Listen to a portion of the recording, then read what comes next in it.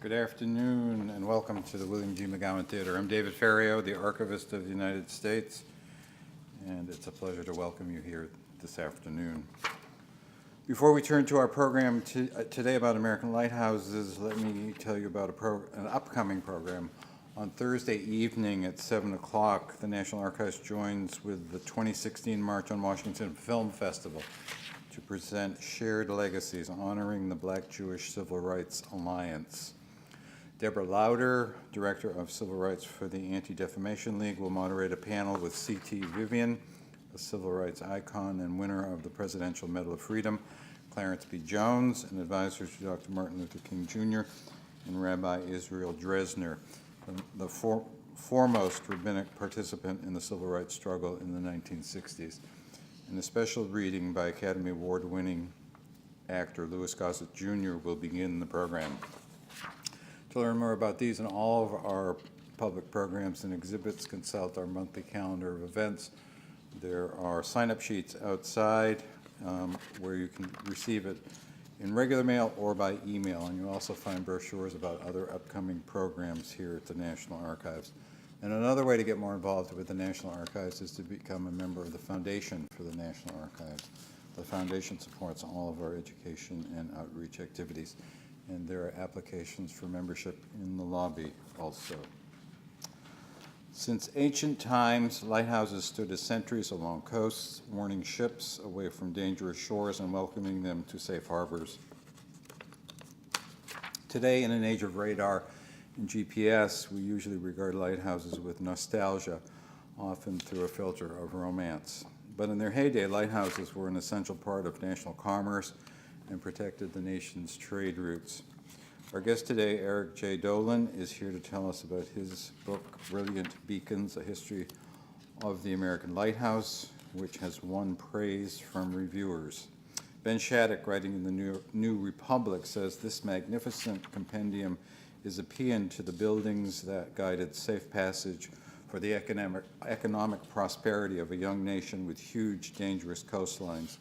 He calls Dolin a brilliant researcher and seasoned writer and declares that part of the fun of Beacons is reading American history through this specifically coastal lens.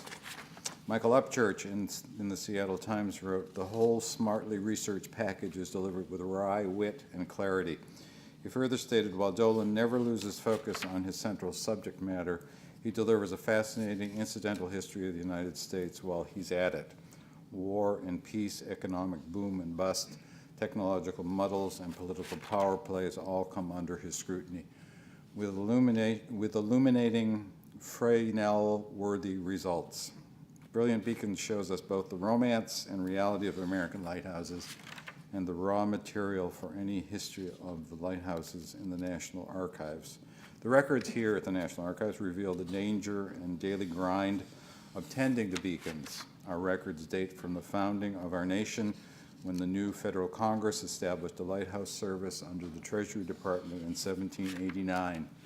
We have plans of lighthouse structures, drawing of lights and lanterns, inspection reports, annual reports, correspondence about operations, and even some individual lighthouse histories written by the historical section of the Coast Guard. A keeper's life was a demanding one, and we can get first-hand accounts from logbooks and registers which record detailed information about living conditions in day-to-day life. And if we venture away from the Coast Guard records, we find some beautiful photographs of lighthouses in the records of the Federal Highway Administration. At the National Archives, it's our mission to provide public access to the federal government records in our custody, and we're proud to be entrusted with this mission and to help historians tell the amazing story of our history, such as that of lighthouses in America.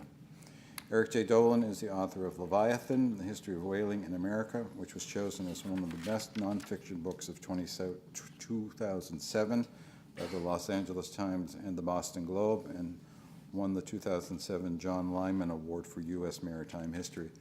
His next book, Fur, Fortune, and Empire, The Epic History of the Fur Trade in America, was chosen by the Seattle Times as one of the best nonfiction books of 2010, and also won the James P. Hanlon Book Award given by the New England Historical Association. He's also the author of When America First Met China, An Exotic History of Tea, Drugs, and Money in the Age of Sail, which was chosen by Kirkus Reviews as one of the 100 best nonfiction books of 2012.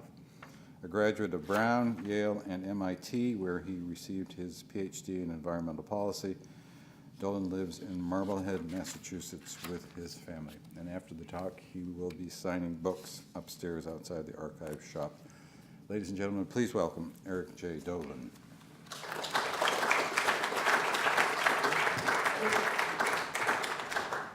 Thank you, David, for that wonderful introduction, and it is great to be back here. I've lived in D.C. 4 times in my life, but in specific for this book, I spent a week in this building using the archives extensively, spent another couple of days up in College Park, and I also used the Waltham facility to help facilitate the research of this book.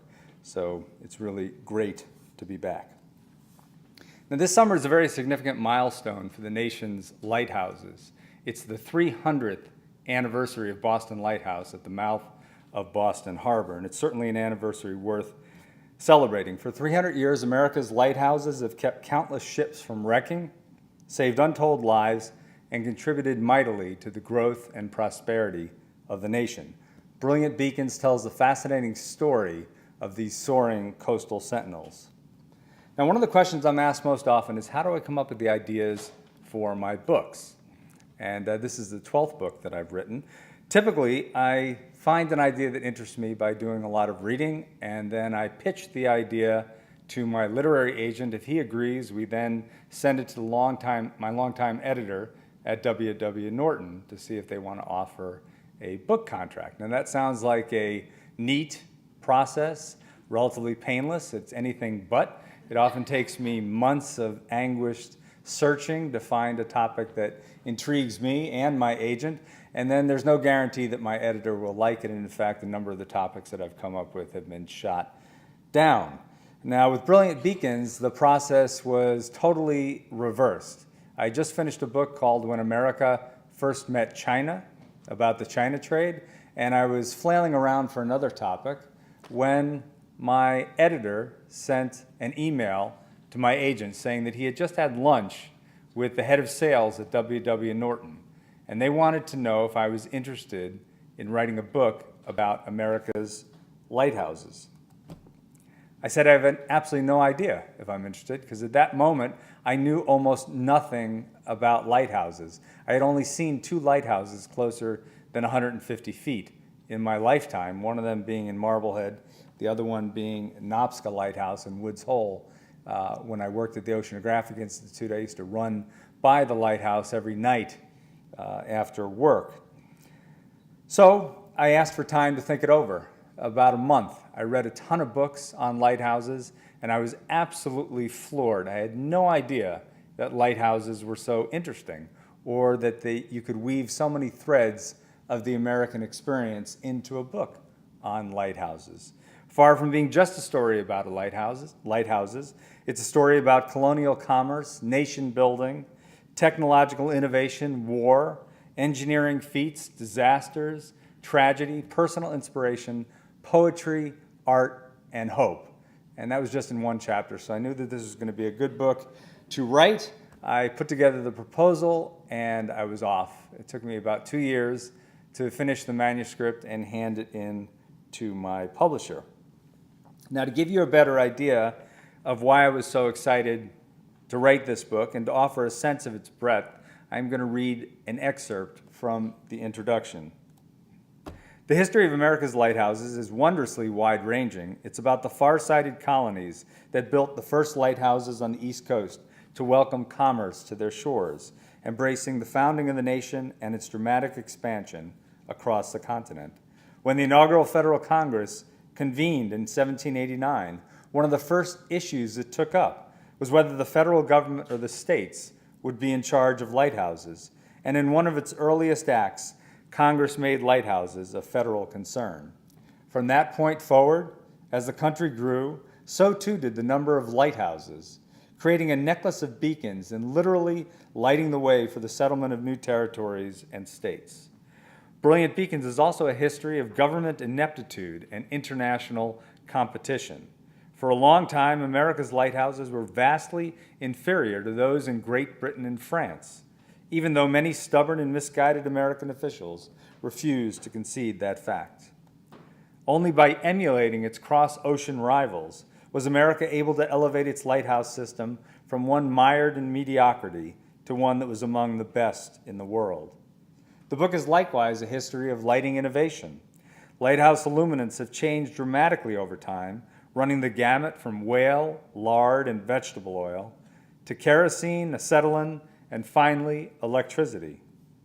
Similarly, crude lamps gave way to more sophisticated ones, and reflectors that did a poor job of projecting the light were replaced by the crown jewels of lighthouse illumination, Fresnel lenses, which not only increased the intensity of the light, but also became one of the most important and strikingly beautiful inventions of the 19th century. Most of these elegant lenses have since been supplanted by modern optics, which are far less arresting to the eye, yet still effective in casting refulgent beams toward the horizon. Lighthouses have undergone substantial structural changes. While early towers were made of wood or rubble stone, in later years, cut stone, bricks, iron, steel, reinforced concrete, and even aluminum became the materials of choice. This lighthouse was the last major lighthouse built in the United States in the early 1960s, and it's unusual for a bunch of reasons, but two of those are that it's the only lighthouse in the country with an elevator and the only one with air conditioning. Now, although all lighthouses required skill to build, a few pose such significant challenges that they are truly marvels of engineering, serving as testaments to human ingenuity. America's military history is one in which lighthouses have played a crucial role. They served as lookout towers in many conflicts, but during the American Revolution and the Civil War, they also became key strategic targets, resulting in more than 160 of them being damaged or completely destroyed. Like wars, natural disasters, especially hurricanes, have taken a terrible toll on lighthouses. The Great Hurricane of 1938 stands out, both for the extent of devastation it wreaked and for the gripping and tragic stories of survival and death that it left in its wake.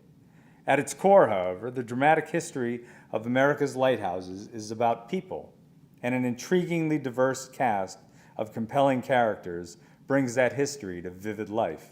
These include founding fathers, skillful engineers, imperiled mariners, and intrepid soldiers, as well as saboteurs, penny-pinching bureaucrats, I was a bureaucrat once, ruthless egg collectors, and inspiring leaders. Undoubtedly, the most important actors are the male and female keepers, who, often with the invaluable assistance of their families, faithfully kept the lights shining and the fog signals blaring. No one who has studied the history of these keepers could claim that their lives were a proverbial picnic, for they contended with loneliness, monotony, and a myriad of dangers. Not surprisingly, a few died in the line of duty. Many keepers rescued people in distress on the water, some performing so heroically that America's highest award for life-saving was bestowed on them.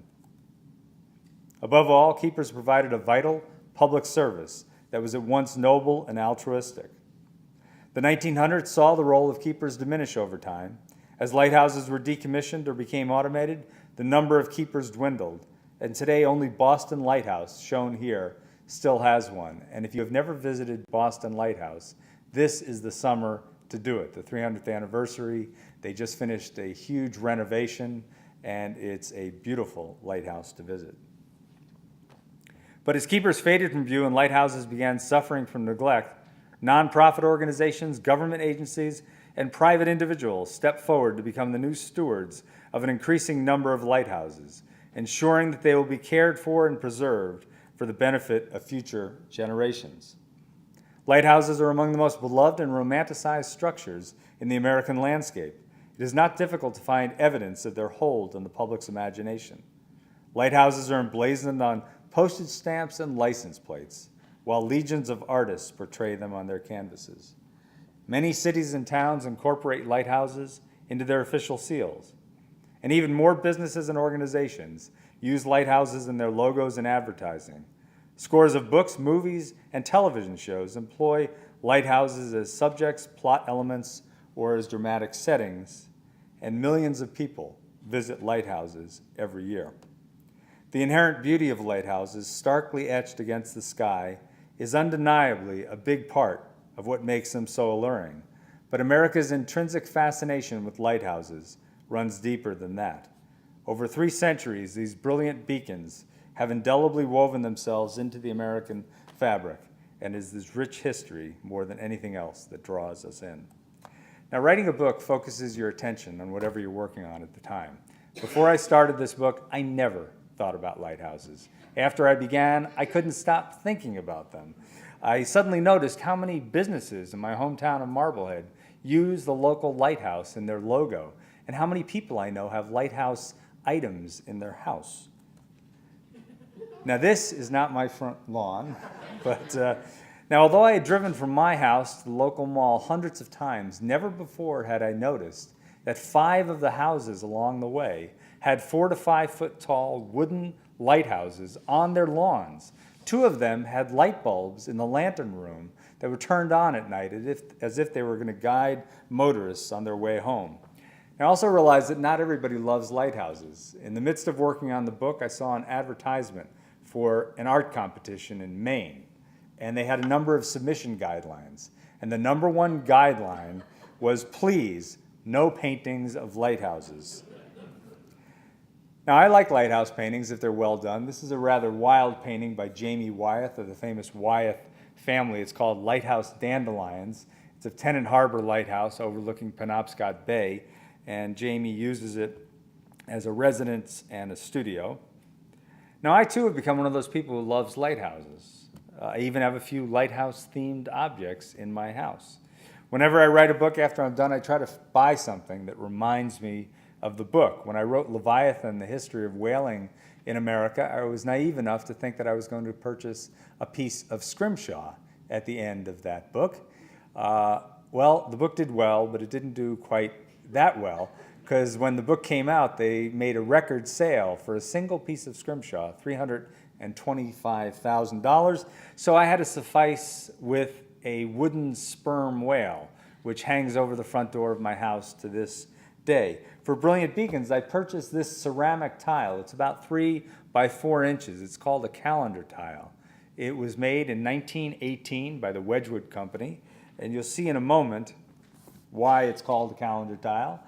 On the back, it has the months and the days of the year. That little hole up there, you would put a string through it and hang it up in your kitchen, and you could track the days as they went by. I framed this and now hangs in the house. In addition to this tile, I also purchased a can of Lighthouse cleanser at a flea market in Kennebunkport. And when my wife went out to buy our calendar for 2016, without telling me, she bought a Lighthouse calendar. And there's one last thing that's on our house that is a lighthouse. This is a bronze and brass lighthouse door knocker that I found that's on our mudroom. And when I showed a picture of it to my wife, she said she didn't like it, but luckily since then, she's grown accustomed to it. But this will be officially the last lighthouse-related objects I purchase.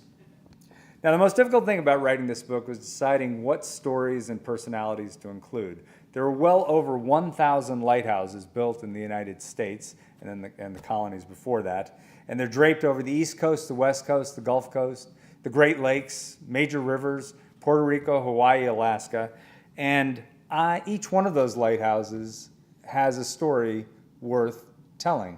But I didn't want to write a book that was 3,000 pages long, which not even my mother would read. So I had to be selective, and there are a number of stories that didn't make the cut. And I've also been told by many readers that they're annoyed that their favorite lighthouse, or the lighthouse that their grandfather was a keeper in, is not in the book. So I'll just let you know that even though the book is a little over 500 pages, there are only 160 lighthouses that are mentioned specifically throughout the narrative. But one of the stories that didn't fit into the book that I kind of liked, but I just didn't fit into the narrative, is about the Titanic, which was sunk by an iceberg in April of 1912. Now, after that tragic event took place, people desperately wanted to figure out a way to keep such a disaster from occurring again. So one concerned citizen wrote the Lighthouse Commissioner with what he thought was a brilliant idea. He urged the commissioner to place lighthouses on all large icebergs so as to warn ships before they crashed into them. Obviously not a very practical idea. Now, to give you an idea of the great beauty and diversity of the lighthouses that fill the pages of Brilliant Beacons, I'm going to give you a tour of some of the ones that are in the book. This is an engraving from 1759. Does anybody know what it is an engraving of? That's right. A lot of people think it's French. That's the answer I get most often. It's in France. But this is an artist's interpretation of the magnificent Pharos, which guarded the entrance to the Greek city of Alexandria, located at the western edge of the sprawling Nile Delta, where it drained into the Mediterranean Sea. This edifice, and this is just an artist's interpretation, was built sometime between 297 and 283 BC, and is considered by most historians to be the first known lighthouse in antiquity. It's also one of the 7 wonders of the ancient world. It was toppled by an earthquake in the 14th century, and stones from it still lie in the water off the Nile Delta. Now, this is the Portland Head Lighthouse in Maine, the state's first lighthouse, originally built in 1791. It was a favorite spot for poet Henry Wadsworth Longfellow, who grew up in Portland, and he used to go down and visit with the keepers. And one of his poems, called The Lighthouse, is thought to have been inspired by this towering sentinel. And I'm going to read you the opening stanza of that poem. The rocky ledge runs far into the sea, and on its outer point, some miles away, the lighthouse lifts its massive masonry, a pillar of fire by night, of cloud by day. This is the Borden Flats Lighthouse at the mouth of the Taunton River in Massachusetts. And today, you may be surprised to learn, it serves as a bed and breakfast, but you have to bring your own breakfast. And I met somebody who stayed there, and apparently the bathroom is on the first floor in a closet. I think it's a composting toilet. This is one of the well-appointed rooms in the Borden Flats Lighthouse. Now, here's a Curry and Ives print of the Statue of Liberty from 1885, and what I bet you didn't know, because I didn't know, is that the Statue of Liberty was not only intended to serve as a welcoming symbol to the weary of the world, but it was also meant to be an active lighthouse, and in fact was for a short period of time before it was retired, because it wasn't a very good lighthouse. This is an older picture of the lighthouse that I showed earlier at the Chesapeake Bay Maritime Museum. This is the Hooper Strait Lighthouse in 1916. These are called cottage-style screw-pile lighthouses because those iron legs have screws at the end, or flanges, that literally screw into the muddy or sandy substrate.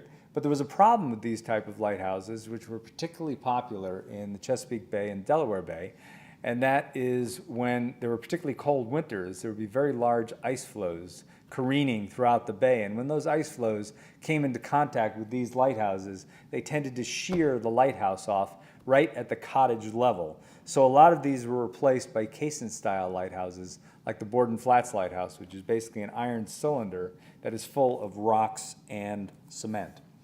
Now, here's the Cape Hatteras Lighthouse, probably the most familiar lighthouse in the nation, often called America's Lighthouse. This is the third Cape Hatteras Lighthouse. It was built in 1870, and it is 193 feet high, and it took 1 million bricks to build it.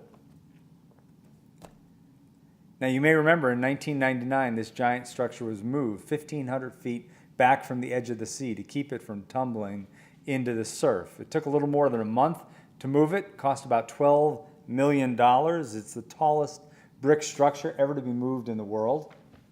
And the 2 companies that moved this lighthouse are also the 2 companies that have moved every other lighthouse in the United States, about 10. And I thought I had a brilliant idea. Before the book came out, I took 2 advance review copies, which are basically paperback versions of the book. And I sent one each to the presidents of each of those companies. And of course, my hope was that they would fall in love with the book and buy copies for everybody in their company. As far as I know, they didn't do that. But they did send me something in response. One of them sent me a very nice letter. The other one sent me a care package. I opened it up, and inside was a T-shirt. And on the T-shirt is a very muscular guy. It's like a cross between the Incredible Hulk and Mr. Clean. and he's got his arm crooked up like this, and the southeast, Block Island Southeast Lighthouse is in his arm. That's one of the ones that was moved. And in his other arm, he's dragging the Cape Hatteras Lighthouse along. And also in the care package was a baseball cap. But the thing that I found almost most interesting was a bandana, which had skull and crossbones, the pirate's symbol. And this person didn't know at the time that I was working on a book on pirates, which I still am. So I thought that was an interesting coincidence. Now this is a picture of the beams emanating from the Pigeon Point Lighthouse in Pescadero, California. This is the annual lighting ceremony where they stop the spinning of the Fresnel lens to allow photographers to click away and take this gorgeous image. Today, if you go to California, you can stay at this lighthouse. It's a hostel.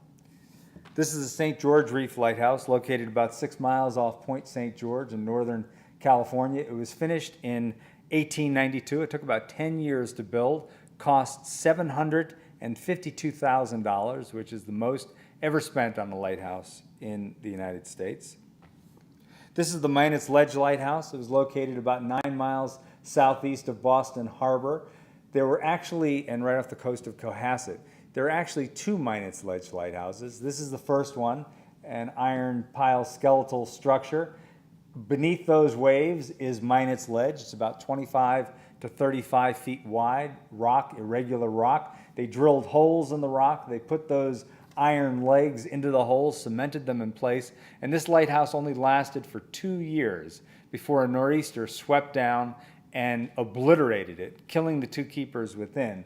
But before it tipped over, one of the keepers had time to write a note in which he said he feared they weren't going to make it through the night, put it in a glass bottle, pitched it over the side, and it was found 2 days later by a Gloucester fisherman. And that note is now in the Scituate Historical Society. Now this lighthouse was gone, but they needed another one along this dangerous stretch of coast. So they built this in 1860. This is the current Minot's Ledge Lighthouse. It's 114 feet high. Those blocks are 2.5 to 5 tons apiece of Quincy granite. They had to be transported more than a mile offshore and put into place at a time when they didn't have electric supplied machinery. It's really an amazing engineering feat. And some of you may know that the Minot's Ledge Lighthouse is known as the I Love You light, or the Lover's Light. And that's because its characteristic flash of 1 flash, 4 flashes, 3 flashes corresponds numerically with the phrase, I love you.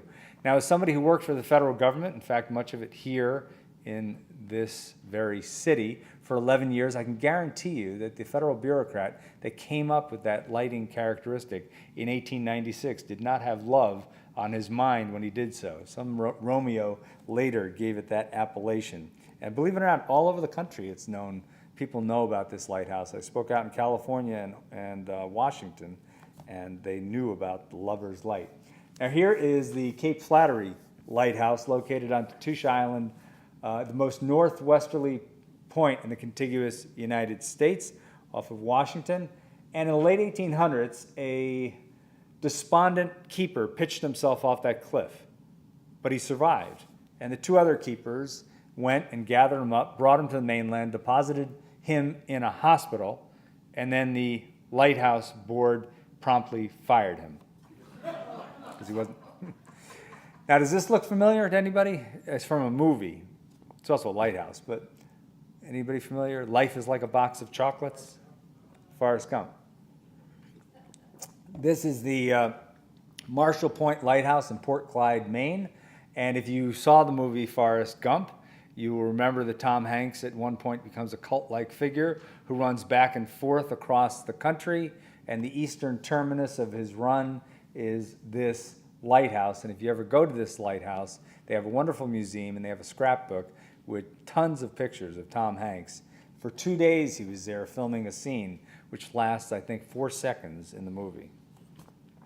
Now this is the Makapuu Point Lighthouse at top Makapuu Point in Oahu, Hawaii. It's about 400 feet above the water, and here is the massive Fresnel lens that is in that lighthouse. It's called a hyperradiant lens. It's the largest type of Fresnel lens ever built. There's only one of them in the United States, and it is 12 feet high. It weighs 14 tons, and it has 1,188 prisms. This is a sunset at Michigan City East Pierhead Lighthouse overlooking Lake Michigan. And a number of the images in the book, I had to purchase the rights to use them from photographers, and this is one of them. And for each photographer that I did that, they get a copy of the book. So I sent this guy a copy of the book, and he wrote me an email, and he said, Eric, I got your book, I'm enjoying it, but I'm really surprised. I thought when you purchased the rights to this image that you were doing a guidebook for lighthouses or a picture book. I didn't realize that you were writing a book. I think there were many more words in the book than he had expected, I think. I also want to mention that all the images that I'm showing you tonight, usually I speak at night, are in the book, minus one or two, and a number of those images came from the Library of Congress, also the National Archives. This is a stunning 30-second time exposure of the Ludington North Breakwater Lighthouse in Ludington, Michigan. And this is the New London Ledge Lighthouse off of New London, Connecticut. It was built in 1909.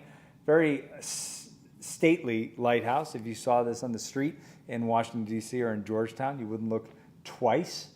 Like almost every other lighthouse in the country, it has a ghost story associated with it. There apparently was a keeper there named Ernie, whose wife cheated on him, and he pitched her off the roof or in some other way disposed of her. The only problem with the story is there never was a lighthouse keeper named Ernie at this lighthouse, nor is there any record of somebody being murdered out there. But if you go to New London, they will not let the facts get in the way of a good story, nor at any other lighthouse.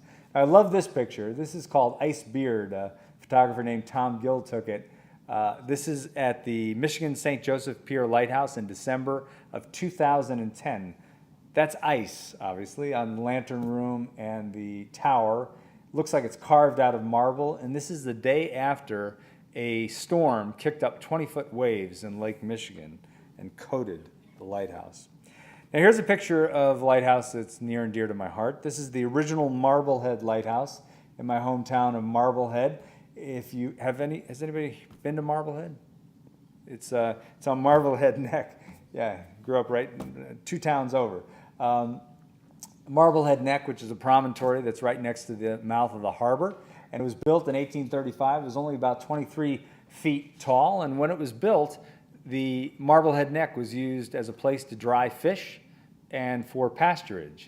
So the lighthouse worked fine, but then in the 1860s, wealthy people, predominantly from Boston, started to build what were called at the time summer cottages on Marblehead Neck, which most of us now call mansions, and they blocked the lighthouse, so the fishermen complained. The lighthouse board decided that they had to do something to remedy this situation, so the first thing they did is they put up that tower that you see behind the lighthouse, about a 100-foot pole, and they would raise a lantern, a kerosene lantern, to the top of the pole every night. That lasted for a couple of years, but that wasn't a great solution. So the lighthouse board decided to build a 100-foot tall brick lighthouse. But at the last minute, they opted for economy, and they built this lighthouse instead. Now, about half the people in town, as far as I can tell, hate this lighthouse. The other half love it. It certainly doesn't fit in with the New England landscape like other lighthouses there do. And in fact, this is the only skeletal tower lighthouse in New England. You have to go all the way down to Coney Island to find the next one.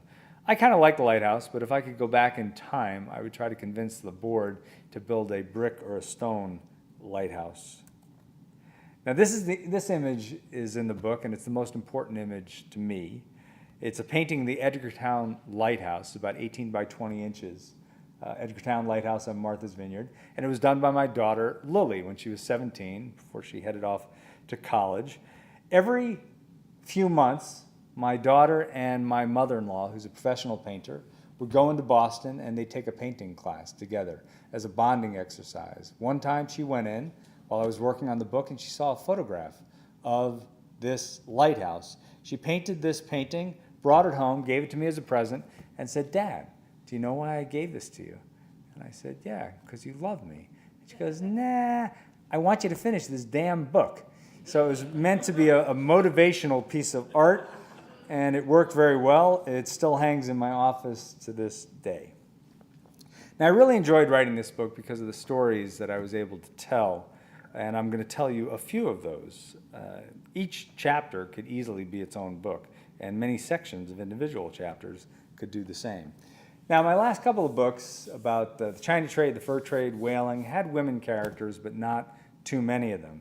This book has quite a few female characters.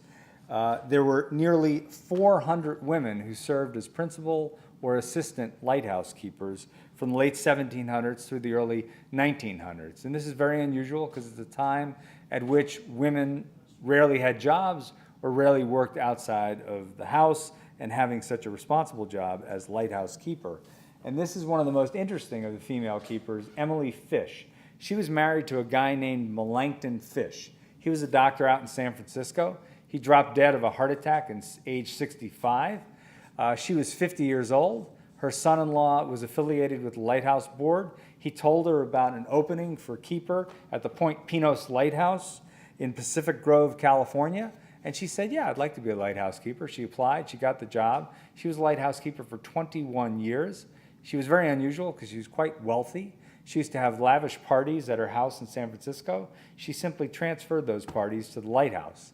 She also had a herd, I don't know if you call it a herd, but she had a bunch of black French poodles that used to roam around the lighthouse grounds. And she was nicknamed the socialite keeper because of her fancy soirees. Now, there are entire chapters in the book about the American Revolution and the Civil War, when lighthouses became pawns in battle. This is a picture or engraving of George Washington greeting the Continental soldiers on July 3rd, 1775. George Washington personally ordered the attack on Boston Lighthouse and Sandy Hook Lighthouse during the American Revolution. Now, you probably remember that early on in the talk, I mentioned ruthless egg collectors, and you're probably wondering, what are ruthless egg collectors?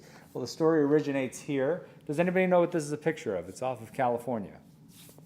If you watch Shark Week, great white sharks, there are a lot of great white sharks out there. The Farallon Islands. This is southeast Farallon Island. That point at the top, about 390 feet up, is the Farallon Island Lighthouse. That little zigzag path is the road that the lighthouse keeper who lived in the flat area down below would have to walk up and down multiple times each day to service the lighthouse. In 1849, of course, what happened? The gold rush. Hundreds of thousands of people went west, but they didn't bring chickens with them, so they didn't have chicken eggs. But they wanted to make things that you make with eggs, so they found a local substitute out on the Farallon Islands. The common murre lays these beautiful mottled eggs, which are about the size of a goose egg, and they are suitable substitutes for chicken eggs, although some people claim that they tasted a little bit fishy. And they were very valuable. In the 1850s, the early 1850s, you could get $1.25 on the wharf at San Francisco for a dozen of these eggs. This is at a time when the average lighthouse keeper in the United States only earned $400 a year. So there was a large financial incentive, especially when you consider that these eggers, the people that went out to collect the eggs, could gather thousands of them in a day. So it took nearly 40 years for the federal government to finally evict these eggers from the island, but not before one person was murdered and a number of other people were shot. Eggs aren't the only avian element to make an appearance in the book. I talk about how birds knock into lighthouses for reasons that we still don't completely understand. And I also discuss the interesting role that keepers played in the early 1900s protecting birds from plume hunters and egg hunters. Because you may remember that in the early 1900s, there was a millinery craze where you would put birds' feathers on your hats.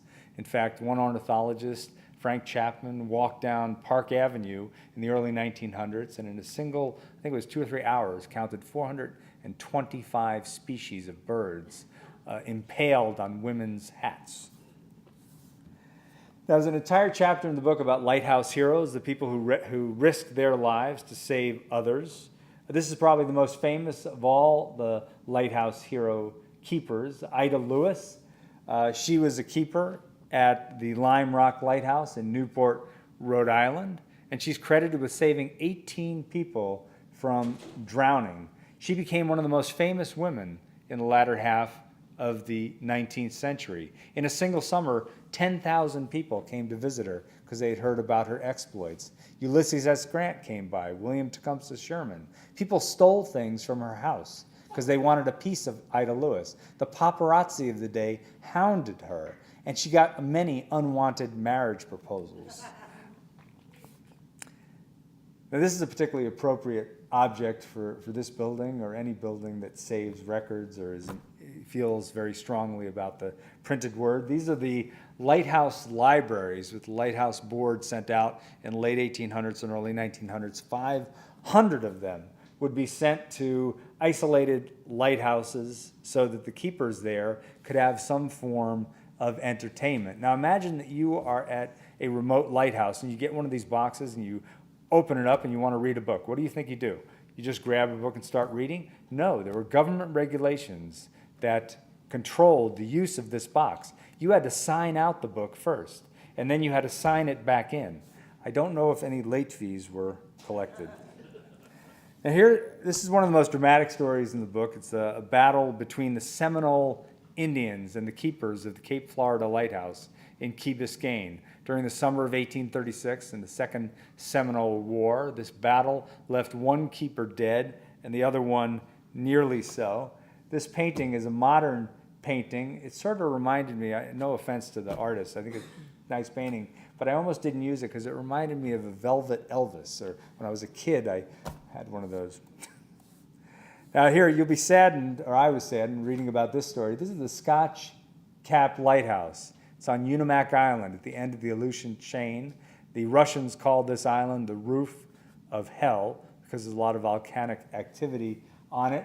And in the early morning hours of April 1st, 1946, a 100-foot wall of water generated by a tsunami crashed into this lighthouse, obliterating it, killing all 5 keepers within. In the following days, all they found was a kneecap and some intestines.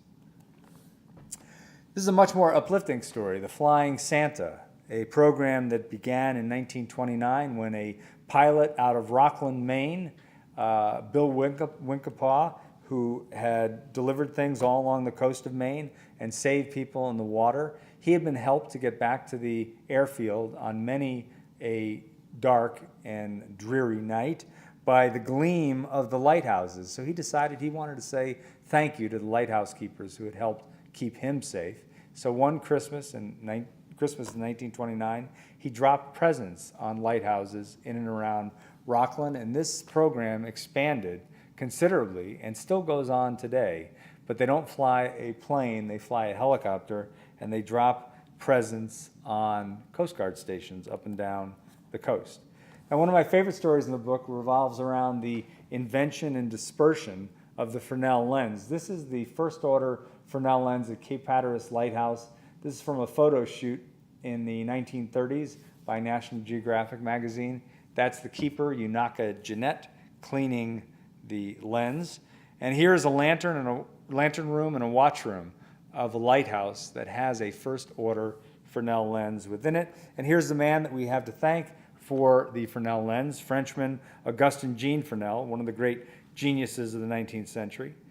Now, in addition to these, there are hundreds of stories in the book, hundreds of other fascinating stories in the book, which are all woven together in a narrative that takes you on a reading adventure spanning 300 years. In fact, my last 4 books have all spanned about 3 centuries. This pirate book is going to span around 80 years. My next book, I promised myself and my wife, is going to focus on one person or one event, because I'm getting tired of these sweeping panoramas.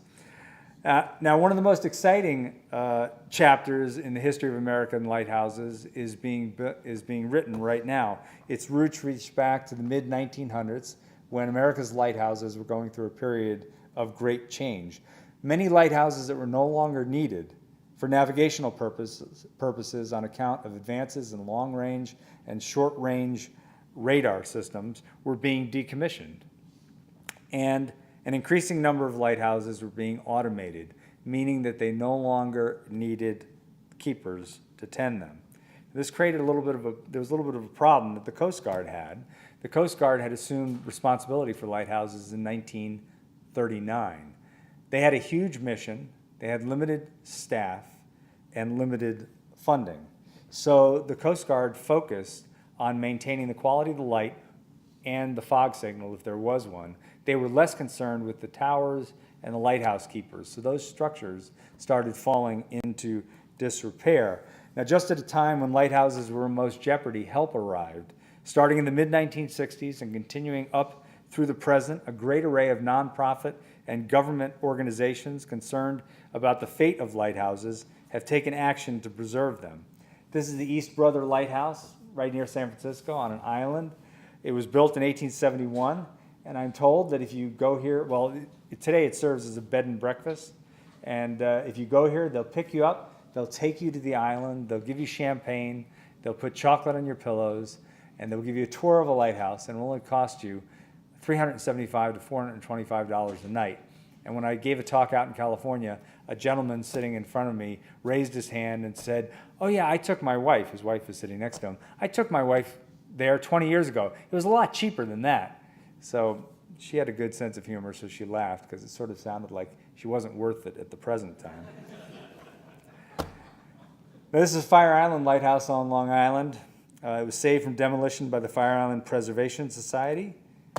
Now, in 2000, the federal government got involved in lighthouse preservation in a really big way. It launched the National Historic Lighthouse Preservation Act, and basically under that act, if the Coast Guard determines that any lighthouse station is no longer needed or essential for its mission, it can be transferred free of charge to nonprofit or government agencies. When there are no applicants, they can sell the lighthouse at a public auction. Under this act, 73 lighthouse transfers have taken place to government or nonprofit keepers, and nearly 50 lighthouses have been sold at public auction. The prices paid have varied widely. The least expensive sale thus far is the Cleveland Harbor East Breakwater Lighthouse on Lake Erie, which was sold for only $10,000, although the down payment, the original payment, is only part of the expenses of owning a lighthouse. This is the most expensive lighthouse sold to date. It's the Graves Lighthouse at the mouth, a little bit beyond the mouth of Boston Harbor. It sold a few years ago for $934,000 to a couple who lives right outside, well, in Boston, Brookline. And they are doing a wonderful job renovating it to the point that they've hired furniture makers to make furniture with rounded backs so that it maximizes the use of this tower. Now, it's a great time to learn more about lighthouses and to visit them. Of the nearly 700 lighthouses still standing in the United States, about half of them can be visited. Some of them have museums. Others allow you to climb the towers. For 3 centuries, lighthouses have illuminated America's shores. They and their dependable keepers have done a wonderful job of keeping maritime commerce safe, the cargoes and the passengers traveling on those ships. The success and growth of the American economy could not have been achieved without the work of these lighthouses and their keepers. So I think it's very appropriate that now we in turn are becoming the keepers of many of these lighthouses and ensuring that they are here for future generations. Now, before I finish up, I just want to tell you a couple of quick stories. First, I'm going to give you a bad pun that was given to me after I gave my first talk. If you read this book, it'll be an illuminating experience. Or somebody had me sign their book, it's a little light reading. Or you light up my life. I've signed that a number of times. But the strangest thing that I've signed was at a yacht club in Connecticut. A woman came up and she was laughing. Her boyfriend was with her, and she goes, "I know what I want you to put in the book. Dearest Elaine, you mean the world to me, and I couldn't have written this book without you. Love, Eric." So I talked to the bookseller sitting next to me, and I said, "Should I put that in there?" And she said, "I don't know, it's your book." So I did. But I will tell you that later that night when I told my wife that story, she was not amused. But the best all-time comment that I've gotten was after I spoke to 400 third to fifth graders in Cohasset, Massachusetts, and a little third grade girl came up to me right after the talk and said, "I'd like to get a copy of your book." And I said, "Well, a copy's been donated to your library. You can take it out there." She goes, "No, I want to buy one." I said, "Well, they cost a fair amount of money." She goes, "I have $2 in my pocket." I said, "It's a little more than that." And bear in mind, 200 kids were watching this interaction. It's a little more than that. She goes, well, how about I give you the $2 now, and I give you the rest when I'm an adult. And then she grabbed one of my business cards when that ploy didn't work. She said, here, if I give you one of your business cards, will you give me a discount? So I don't know what she's going to do when she grows up, but I am absolutely sure she is going to be a success. And before I finish up, I'm just going to show you, I really like the covers that Norton has done for my books. I'm very involved in the covers, picking the title and getting the imagery, but here are the last 3 books. This is the book about the China trade. This is the book about the fur trade. That painting down there by Edward Moran, it's larger than that, sold recently, a few years ago at Christie's for $17.2 million. And here's the cover of the whaling book showing these poor whalemen being rammed by a sperm whale and pitched into the water. And with that, I'm done. I'd be happy to answer any questions you might have, and thanks for coming out on a beautiful day.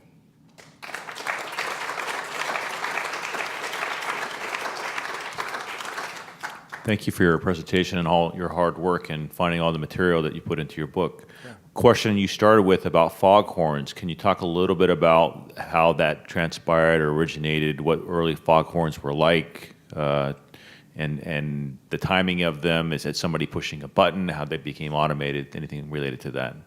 I can tell you a bit about that. There are a lot of things that I talk about fog signals in the book, not extensively. The original ones could be as simple as a cannon. The first one was the one at Boston Lighthouse, which was a cannon, and during fog, they would try to shoot it off every once in a while to allow the ships to figure out where Little Brewster Island was in the mouth of the harbor. Later on, there were weights that could pull a lever that would sort of hit a bell. Then they went to steam was used, and you'd have a coal boiler, generate a lot of steam, and then have some kind of mechanism that was either pushing out the air or hitting something. There was one strange fog signal on the Farallon Islands, which was a hole in an underground a cave that was partially submerged, depending on the tide, and they put a train whistle in the hole, so when the waves rushed in, the train whistle would bellow. But the problem is, a lot of times the waves, the ocean was rough when there was no fog around, and a lot of times when there was fog, the ocean was calm. So that didn't work too well. They replaced that with the steam foghorn. Then later on with electricity, they would, have compressors, and they would generate the sound. And the sound can be unique depending on the lighthouse and the periodicity of it, whether it's once every 5 seconds, once every 4 seconds. That also gives each lighthouse a unique character that enables a mariner to figure out where they are along the coast. But that's sort of, I go into greater depth, but that's one of the things I have to admit that I don't talk a lot about in the book. Another thing is lightships. Lightships are fascinating. I pitched the idea to my editor. I said, well, should I include lightships in here? And they were adamant. They didn't want me to talk about lightships more than just mentioning them. And I think that was a good choice, given how long the book got, and they deserve a book of their own. So, yes. So I'm intrigued by those topics that your editors decided they didn't want to hear from you. Oh, I can't tell you, because I might write them someday. I mean, actually, one of them I really love, and I think I'll go back to it one day. But no, a writer never shares those secrets. Anything else? Yes. So how many have you been to? How many lighthouses? That's a question I often get.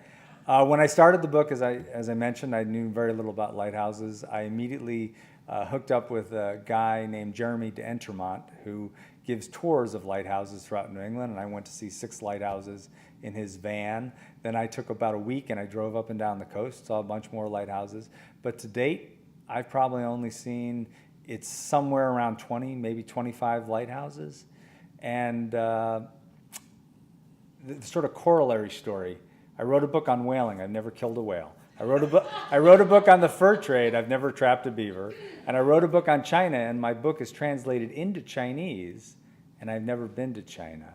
So I'm not saying you shouldn't have experiential learning. And I did see a number of lighthouses, but I neither had the time nor certainly as a starving writer the money to go around and visit hundreds of lighthouses. But there are some lighthouse lovers who get these passports, and they have visited scores, sometimes hundreds. And in fact, I met somebody who's claims to have visited every single lighthouse in the United States, which is quite a bucket list if you do that. But yes. Use the microphones at Oh. the house, please. We are recording this. Oh, sorry. I forgot I was supposed to say that. Yeah, sorry.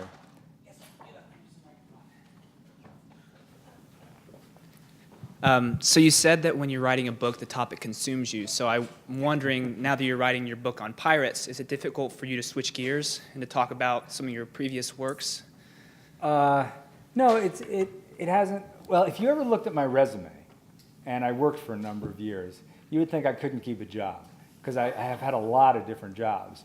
And part of it is because my interest, I just get interested in different things. So writing different books on totally different topics every couple of years has not proved to be a problem. In fact, I'm very excited about it, because once I've done something for about 2 years, and then the book is a year in gestation before it gets published, and then I go around and talk about it, I'm starting to get pretty tired of the topic, and I like to move on to something else. And that was my question, that now you're going back to the Lighthouse while you've switched gears and now you're writing your book on pirates. So is that difficult? No, that's not difficult, but what is difficult is these talks. I love giving talks and doing this outreach, which is what you have to do as a writer. Writing is a very different profession than it was 30 or 40 years ago. There are these book tours, and you've got to become a marketer and get out there. It takes away from the work that I'm doing on the pirate book, and sometimes it does affect my concentration when I have 3 or 4 talks during a week. And all told, I have more than 70 talks on this book throughout New England and other parts of the country. So it does interrupt my thought process a little in that way. But once I sit down at my computer in my office and I really start to focus on pirates, I get swept up in, Captain Kidd and Blackbeard and lesser-known pirates that I hope to bring to light. So it's not too difficult. Yeah. So Well, God bless you. That sounds exhausting, traveling around the country. So. Yeah, it gets tiring, but it's fun when you meet people that are interested in your book. There's nothing that a writer likes better than hearing that somebody appreciates your books. And I was telling David before that if nobody showed up, it would have been worth it coming down here, because I didn't know that he was a fan of my books. And that's what writers like to hear. They also like to sell books, because I've got a child in college and another one on the way. But yes. Okay. Growing up, Pete's Dragon displays a lighthouse in the story, and it's a musical. I'm curious, with your research, if you came across anything, either books or film in itself that displayed Lighthouse maybe for the very first time as that was starting to trend. For the very first time. If it was something that Edison was filming or anything like that, or films in general that depict lighthouses, anything that. Oh, there are a number of films that have lighthouses. Yes. One of the most interesting for me was Captain January, which was based on a book, and it was later made by Daryl Zanuck into a movie with Shirley Temple. And the basic story is, as a child, she gets washed ashore on Misery Island, where there's a lighthouse keeper, and he finds her and he names her Star and he adopts her. But later on, the mother died in the wreck, and later on the mother's sister and her husband from Boston come to Misery Island, see Shirley Temple, and they say, she looks a lot like my sister. And they start rooting around, and they discover that it was in fact her sister's daughter. But she sees how happy Star is with the old lighthouse keeper, and she can't bear to part the two of them, and that's sort of how the book ends. However, in the Hollywood version, what happens is the same basic storyline, but then the sister does take Star away, and the lighthouse keeper is being retired because his lighthouse is being automated, and he's bereft because Star is going to go to Boston. But at the last minute, the sister and her husband hire the lighthouse keeper to be a captain of their yacht in Boston, so he can always stay near Star. It's also got Buddy Ebsen in the movie, who is a really good dancer. But that's a good movie that I'd recommend watching. But there are quite a few paintings in the late 1800s, starting late 1800s, that have lighthouses in them as an image. Not nearly as many as there are today. And when you go up and down the coast, it's one of the most painted objects, certainly on the coast. So let me just add one more thing, because you sort of asked how I get involved in these things. This book, I didn't know a lot about lighthouses. Every single book I've written, I don't know a lot about the topic. And you may think that's because I don't know much about anything, which may in fact be true.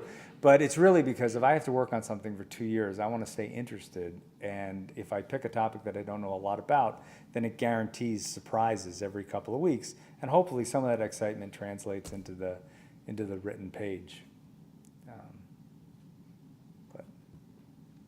Okay, well, thanks again.